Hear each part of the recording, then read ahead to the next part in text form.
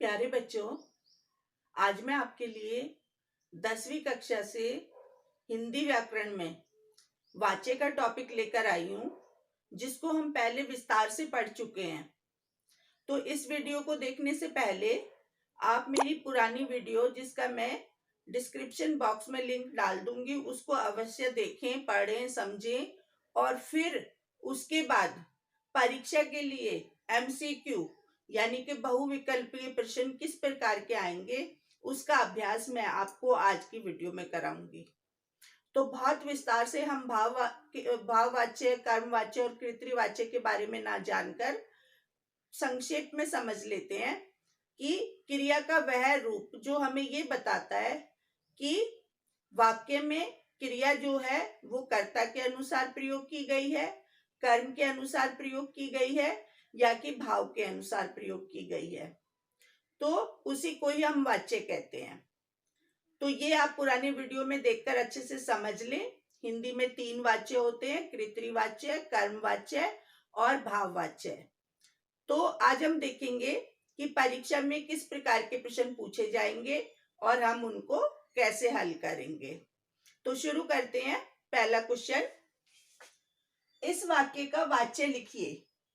एक वाक्य दिया हुआ है, अशोक ने विश्व को शांति का संदेश दिया।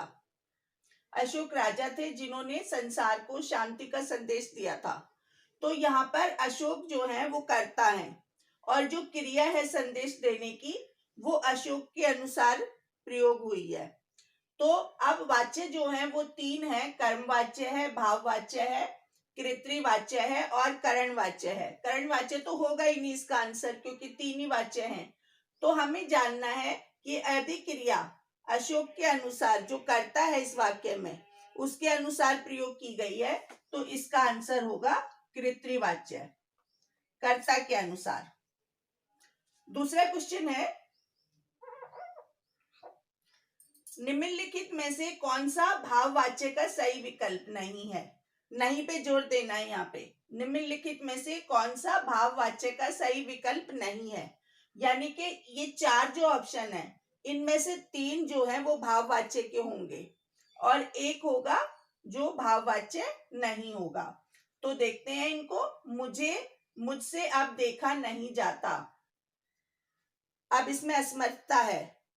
तो भाववाच्य में हमेशा अधिकतर असमर्थता वाले जो है वाक्य होते हैं, तो ये असमर्थता है, देखा नहीं जाता। इस प्रकार का भी भाववाच्य में आता है, आइए चला जाए, तो ये भी भाववाच्य हो गया। हमें धोखा दिया जा रहा है, राधा से बोला नहीं जाता, ये भी असमर्थता वाला हो गया। जो जाना क्रिया है उसके अनुसार यहाँ पे जाता बन जाता है, चला जाए, नहीं जाता। तो हमें यही वाक्य ऐसा लग रहा है जो कि भाववाच्य नहीं है, हमें धोखा दिया जा रहा है, ये इसका सही आंसर होगा। यानी कि 3 आंसर जो हैं वो हमसे भाववाच्य के पूछे गए हैं और एक वाक्य ऐसा बताना था हमें जो भाववाच्य नहीं है, तो ये हो गया। अगला क्वेश्चन है, कर्मवाच्य वाला वाक्य छांटिए। अब इसमें से हमें एक वाक्य ऐसा छांटना है जो कर्मवाच्य है, यानी कि जिसमें क्रिया जो है वो कर्म के अनुसार आ रही है। जैसे यहाँ पर प्रधानमंत्री के द्वारा पुरस्कार दिया गया। हमेशा याद रखना कि कर्मवाच्य में से या के द्वारा लग जाएगा कर्ता के बाद, तो वो कर्मवाच्य बन जाएगा।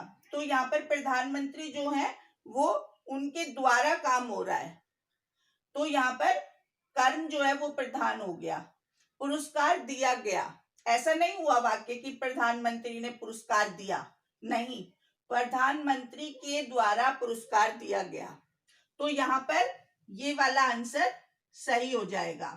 इसके अलावा जो मैं गा नहीं सकता ये वाला, और रवि पत्र नहीं लिख सकता ये वाला, और मरीज से बिस्तर से उठा नहीं जाता, ये तीनों आंसर हमारे कर्मवाच्य में नहीं जाएंगे।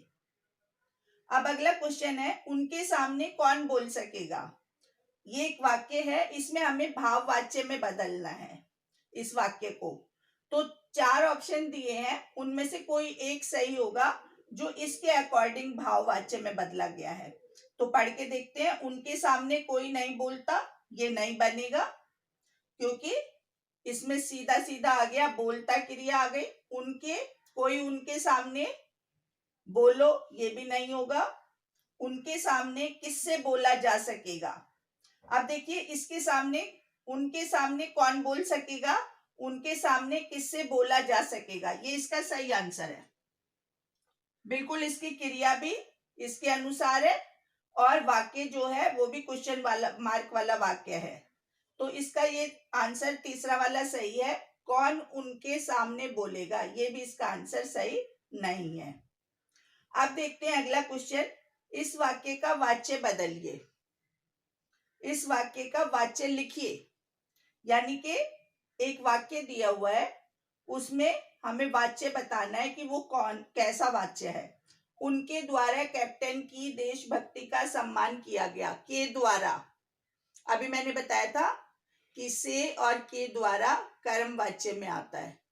तो सेंटेंस को हम ध्यान से पढ़ेंगे। उनके द्वारा, द्वारा आ गया यहाँ पर, कैप्टन की देशभक्ति का सम्मान किया गया, तो ये किस में जाएगा, कर्म वाच्य में। ये बाकी जो ऑप्शन है वो इसके सही नहीं है। क्रियावाच्य तो होता ही नहीं, वो सिर्फ ऑप्शन के लिए दिया गया है। अगला है, इस वाक्य का वाच्य लिखिए। हमें बताना है कि कौन, एक वाक्य दिया हुआ है, हालदार साहब ने पान खाया।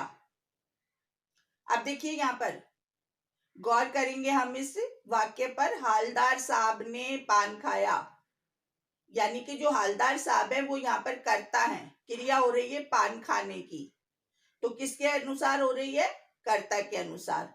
हालदार साहब ने, जब भी हम कृतवाच्य होगा तो ने आएगा, क्योंकि कर्ता काम कर रहा है वहां पे।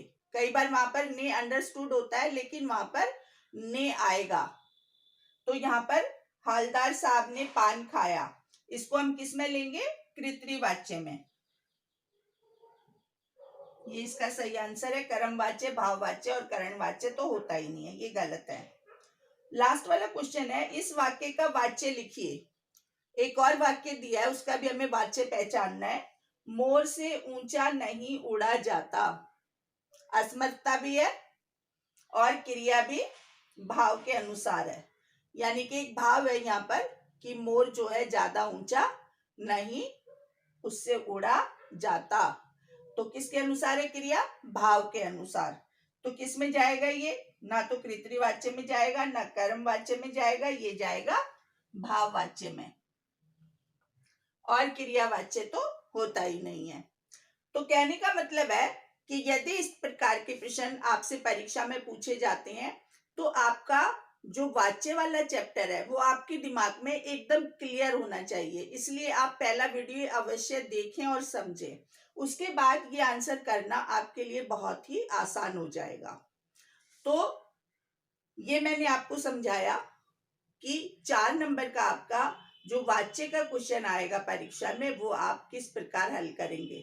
लेकिन यहाँ पे मैंने आपको सही आंसर के आगे टिक लगाया है, आपने ऐसा नहीं करना। पहले भी मैंने बताया था, आप क्वेश्चन लिखेंगे, उसके आगे चारों में से जो सही आंसर होगा उसको उसके आगे लिख देंगे और बाकी 3 को छोड़ देंगे।